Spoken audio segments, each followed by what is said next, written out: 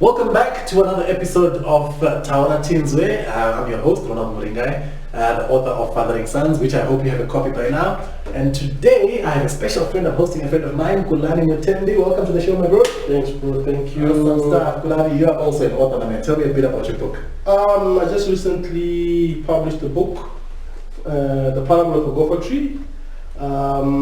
Very interesting book. It took me 7 years to write the book. 7 years. 7 years to write the book, yeah. So, but in a nutshell, what the book is all about, it's about winning through the next generation. How do you prepare and equip your children so that when you are gone, your legacy can still succeed through them. Yeah. And you also conquer whatever storms and visions that you've laid behind. Yeah. All right, that's great stuff, man. Well done, congratulations. You know, one thing that I've noticed, I think, after I wrote the first book, in fact, just the process of writing a book itself, you know, you have to think a lot, you have to apply a lot to research. Yeah. It's not just you wake up and decide to type on a Word document. Eh? No. Congratulations. And as you know well, I like talking about this thing. We've had a lot of conversations, you and I, writing about this topic. I want to find out from you. I think you grew up in the 80s and 90s pretty much. How was your relationship with your father as you were growing up? Honestly, my relationship with my dad,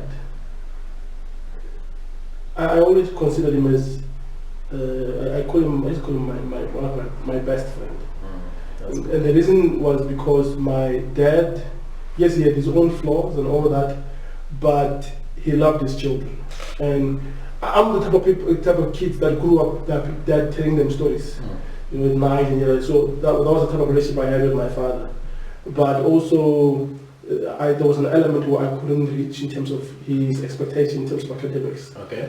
But in an overall nutshell, my dad and I's relationship was, in terms of growing up, was quite good. It was quite good, yeah. So I think if you mentioned that thing about academics there and how that's almost strange relationship with your dad. If you were to write a letter to the world about this thing, you know, about the pressure that parents put, especially dads, on their children, on the need to perform academically, what is the advice that you give out there? Firstly, how can I put it? I don't think he did it consciously. It's more like every father wants their children to be the best. And also in terms of the measuring rod, between me and my siblings, my younger sister, she was an intellectual. I was more than a hard worker. Okay. So a concept that would take like an hour to comprehend, it would take me about 10 hours to comprehend the same thing. So basically, I think what I could say is, because I found this later on, when I found my talent and passion, which was cricket. Then when I began to excel through that, it gave me the confidence when it comes to my academics. But that was more like a later stage of my life. Sure. So I think mostly if one advice I would give to parents would be, let's not measure their children with the same rod. Yes. Try and find find who they are, what their strengths are all about, where they are. Because when they find their strength elsewhere, where there's, in terms of their calling, who they are, then it automatically gives them confidence when it comes to their academics and everything else. Sure. So yeah, I think that basically, let's not measure your children with the same rod. But try and understand what their strengths and weaknesses are, and how can you best pull out the best from them. Well done. Yeah. And I think on that, you are a very sporty person. I was just telling our producer of the show now that, you know, you've played cricket, you've played soccer, you know, you run and all these other things. You did a lot of that, I imagine, growing up in high school, primary school. Yes. Did you have your parents come and watch you play and run and all? Actually, my parents were very supportive when it comes to my sports. Okay. I remember my dad. There was a time when I was my high school, I did it. I was studying in Northern Academy. That was in Uruguay. Okay. So I stayed in Gongo, which is close to Zanin. So one time we were playing at King's Court, which is closer to Zanin. And my dad surprised me. I was bowling and I just had someone calling me behind. As I turned, it was my dad.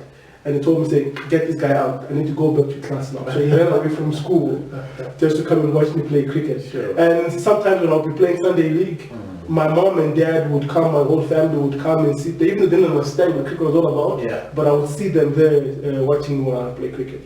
What does it do to a child of that age to have your parents sitting in the stands and shouting your name? Mostly, let's be honest, mostly in terms of me growing up, you tend to see this on the white, in terms of the white population, where it is okay and expected for white parents to come and see the children play sports. But when as black parents begin to do that, regardless of in terms of their background, what they have and what they don't have, but the fact that they came and they showed up, it boosts up your confidence by a long shot. I'll give a simple example. I remember when I was selected to go and play for under 19 Coca-Cola. Before we went to the tournament, we had to play against the best team in the whole of Limpopo. So my dad was one of the spectators. So there were like parents sitting on the grandstand, and was the only black parent sitting there. And then I scored 50 runs and I was the top player of the day. I remember when I scored a 50, everybody stood up. And my dad, as he stood, people were shaking his hand. And you could see the confidence that he has also, but also at the same time, there's confidence that I had as well. So it boosts up in terms of your confidence, in terms of And what would you say now to the average black parents listening to this or watching this video today about the importance of attending these things for the children's confidence and their well-being? I think the best thing you can ever give your children is your time. It's not money, it's not anything else, but it's your time. If they can see that you support them in what they're passionate about, just being there, even if it's for 5 minutes, even if it's for 10 minutes. Sometimes, yes, I understand that you might find that you work long hours, but being there during throwing a tennis ball to your child for practice sessions and stuff like that makes a big difference. So being involved, you will be so shocked in terms of how it also mends your relationship with your child, and also those difficulties in terms of where you don't see eye to eye certain things. They tend to fall off because you both have found something that you can. That's good. You can. Common platform. Exactly. All right, that's good to hear. And I think you play good cricket. You know, as far as I know, you almost even went to the Proteas team.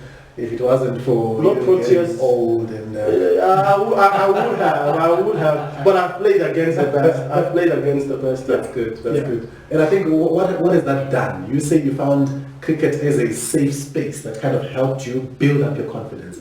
How would you encourage? You know, most of our parents will see sports as a time-wasting thing, because for most in our community, it's let's go home to get the grades. Now, do you think you potentially would have had a flourishing career had you got the chance, the support from back home to actually progress further in this thing? My parents supported me in terms of my cricket, but also at the same time, academics to them was important. And I remember when I finished my matric, I had a scholarship to go to one of the cricket academy in Limpopo. My mom, she was not for it. Because she didn't, and I don't blame her, because I understand where she comes from in terms of the background and the town where they're coming from. They wanted me to succeed in academics. Yes. But later on, funny enough, later on in my in my marriage and everything, my mom asked me, "Are you still playing cricket?" I'm like, "Yeah." She says, "Please don't stop." Sure. Because she later realized that, you know what, probably this was one of the routes that could have been something bigger or whatever. So I think sometimes it's the fear to fail. We think there will be that we have this thing of saying, what if you break your leg? What if you do that? And what if you do that? And with my son now, 3 years old, I bought him a cricket bat when he was only 6 months. And 6 months? What was I supposed to do with that circuit? He was only 6 months. Sure. But the funny part was I wasn't just trying to leave my passions through him. But because he enjoyed it every time I would be playing with my bat, you could see that he's interested in it. So I thought, okay, buying something so he can also see what he can do with it. But so what I'm trying to say is, allowing your children to fail is important. Why? Because then they discover themselves. And mind you, life is very long, and I think if you give one an opportunity to make those mistakes and all that, than hindering them to make mistakes, you actually stifling their potential to become something. So give them as much humor as they can for them to explore whatever they can. Sure. That's good. I think he mentioned a very interesting point there, that you bought your son a bat when he was only 6 months old. Yeah. Now, this is what we would term in marketing classic conditioning. I would say that. I would accuse you.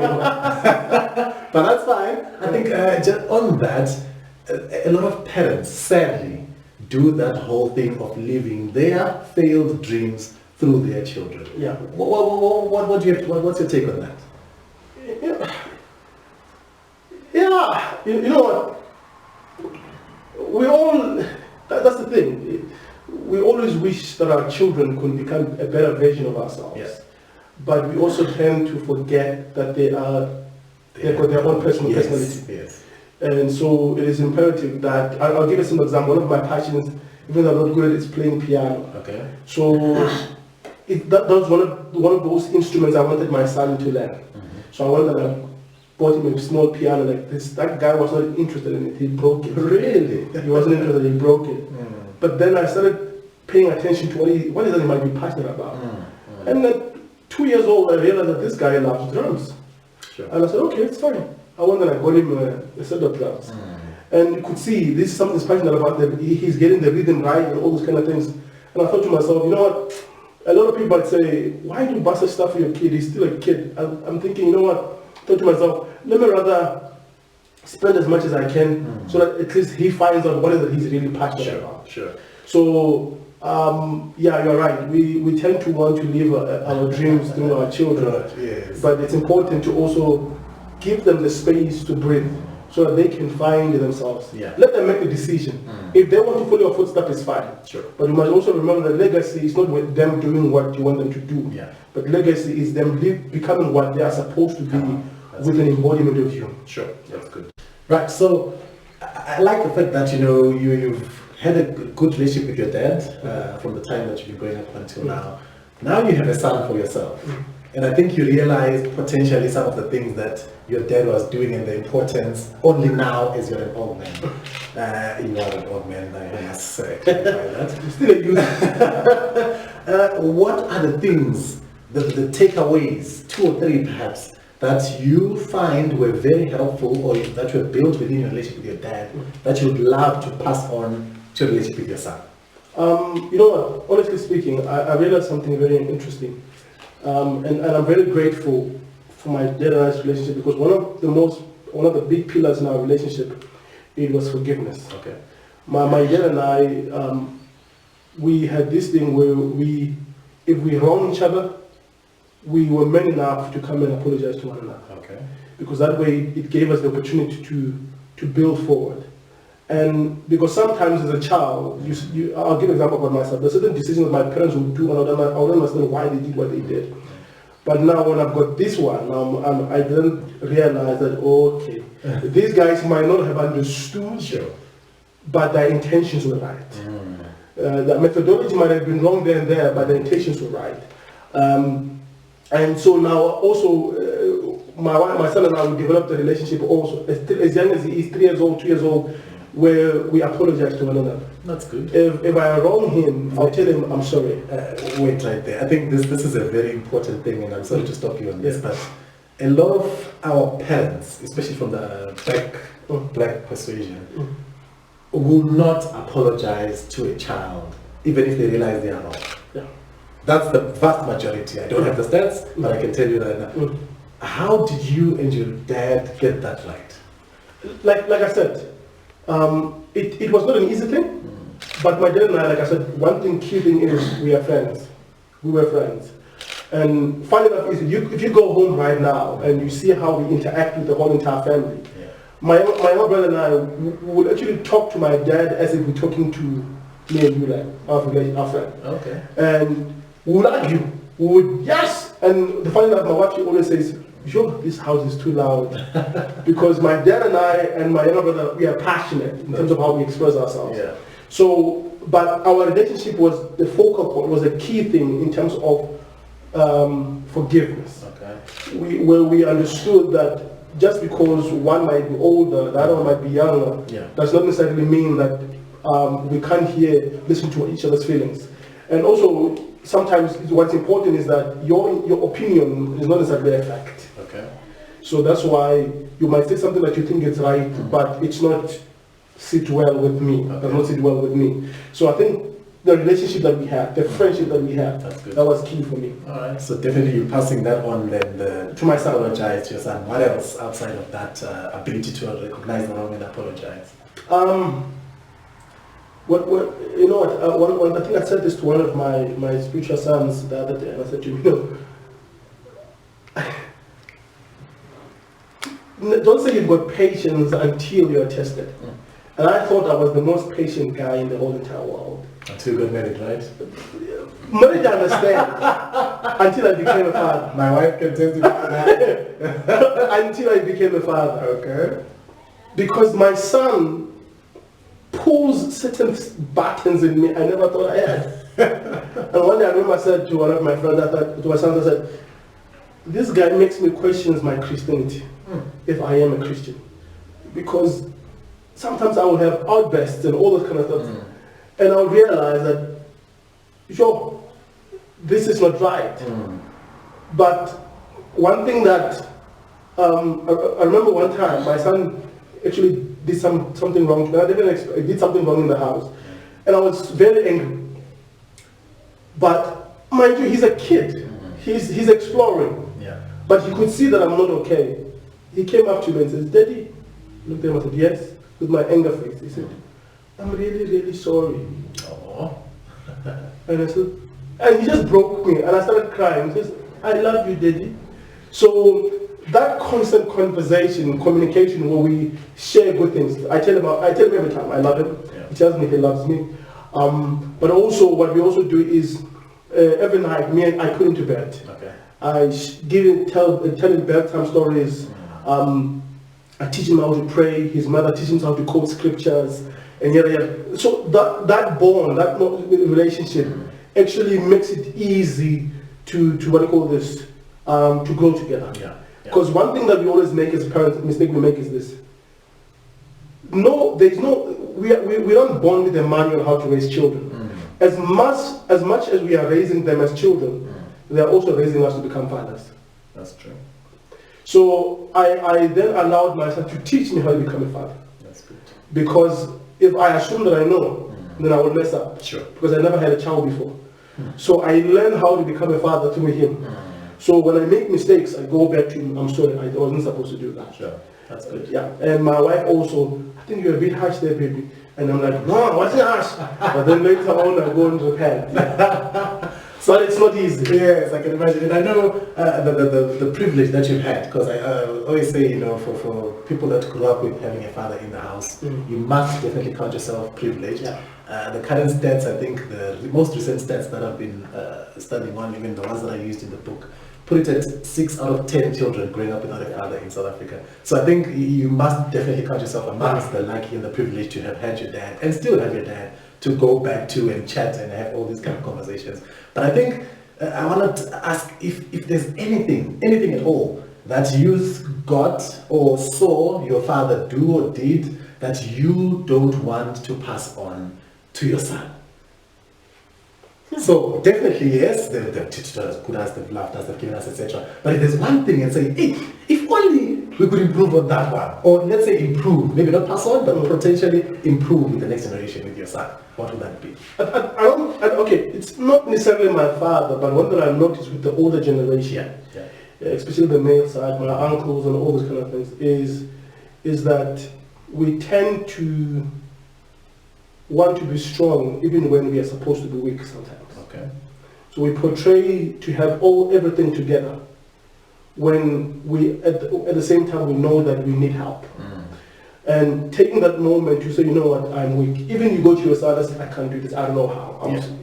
It's very, very important. Superman complex. It's Superman complex. It's very important. It does not mean that you're weak. It means you're going through a temporary season where you need help. And actually asking for help doesn't necessarily mean you're weak. It actually makes you stronger because you're becoming better. So I think one of those things that I wish and I could constantly do pass on to my son is openness. Okay. Be vulnerable to him as well, as much as I want him to be vulnerable to me. Yeah. Because it's a relationship. Yeah. You both parties have to share. Both parties have to give to one another. He can't only be the one that's vulnerable to me, but I must also be vulnerable to him. Makes sense. Especially, I'll give an example. Growing up with different addictions and all this kind of stuff. If now my son grows older and then he tends to face the same addictions that I had, it then becomes very significant as a father to say, you know what, I've been through that. You can also conquer that. Yeah. So, because if I don't allow myself to reveal that side of weakness to him, he will suffer alone. He will carry the shame on him. So me coming up and saying, you know what, I've been through that, and I don't think it's you need to be stuck as long as I stuck in there. You can actually make it. Sure. It gives you an opportunity to become better and stronger into that. Yeah. That's good. And I think a lot of parents don't know how to deal with these things. I was just having a conversation the other day with a friend of mine who says there's a lot of parents that send to him because he's almost friendly with the youth, and they talk about all these things about sex that's happening with our teenage kids, you know, violence that already starts at that age already, and the booze and the pornography and all these things that come through. What would you say to a parent who has a child going through that phase, and potentially maybe they didn't have to go through that whilst they were growing up, but they find their children are now in this stage? Now, it's something that's really for people with teenage children is a bit of a problem. What's your advice to such parents? Okay, firstly, we need to understand one thing. Addictions such as porn and all those kind of things, one thing that they bring or produce, their strength is shame. Sure. So now, when one is caught up within this web of shame, and as a family we have not built up an environment where one can come and be vulnerable, we are then saying to the person, dig a grave for yourself and seal up, and seal yourself, you know. But when we need, as parents, we need to understand one thing. Children, we are developing. Yeah. And if we don't take the time to educate our children about all aspects of life, about sex, about all those kind of things, guess what will happen? The world will teach them. And when the world teach them, does not teach them with an eye for them to become, to use it wisely, or better people. But the world teaches them in such a way that they become aggressive. How, for example, how you look at a woman in the first place. You don't learn that at home. But if we as parents can sit down, I was listening the other day, I said, it's so funny that when I decided to get married, my dad never sat down and spoke to me about marriage. Sure. Mind you, even though we are best friends, he assumed probably in his own head that I'll just make it on my own. But if he had sat down and shared his opinions and stuff like that, certain mistakes I wouldn't have made them. Understandable. You get where I'm going with this. So I think what's important as families is break those barriers where shame grows in your house. Okay. Your children should feel free and come up and say, Dad, I'm struggling in this, Mom, I'm struggling in this. And you don't judge them, because you remember, you've been through those. Sure. You might not be addicted to porn or anything, but everybody's addicted to something in life. And addiction is addiction. Okay. Yeah, there's one thing important. Addiction is addiction. There is no one that is bigger than the other. Addiction is the addiction. So they creating a platform, an environment where we can all share our openness, our weaknesses, our strength. We become better people. Yeah, that's very good advice. And I think if as a final question as we wrap this up, if you were to get a platform and speak to all the men in the world today, all the potential fathers, who are currently sons, what is the one thing that you'd love to tell them about from your own personal experience? You and I, we traveled last year to KZN to go and minister there, and one of the speakers said something very profound. I don't forget it. He said that the best gift you can ever give as a father to your children is loving their mother. That's good. Right, so as we come to the end of this program, I just want to ask one question, almost a pearl of wisdom that you can drop for the men out there, and say, and put it like this: if we were to give you a stage where you can speak to all the men in the world, this video was to go so viral that every man in the world is going to watch this video. I want you to look into the camera and tell them that one thing that you think is going to be important for their own relationship with their fathers and or with their sons? Okay, maybe first, let me start by saying this. You and I, sometime last year, we went to KZN to go and minister there. And there was one gentleman, one of the speakers, said something very profound. He said, the best gift you can ever give to your children is loving their mother. And I think that's, for me, that is very, very important. Because how you treat their mother determines how they will treat their spouse tomorrow, or they treat other women outside there. So creating an environment where, I always say this when I do premarital counseling with couples, that your first child is not the one that you want to give birth to, it is your child, it's your wife. The reason I say that is because the term father originally means a founder, or the one that carries a vision. So the most important thing is, if you can translate your vision firstly to your wife, and your wife agrees with it, because women naturally, the true natures in terms of how they can dispense information down to their children, to our children. And I say to my wife, she has the patience to teach my son a whole entire verse than I would. So the best thing as fathers is, yes, we want to put the best clothes on their back. We want to take them to the best schools. We want to give them food on their stomach. That is fine. But the best gift you can ever give to your children, number one, is loving their mother. Number two is loving them.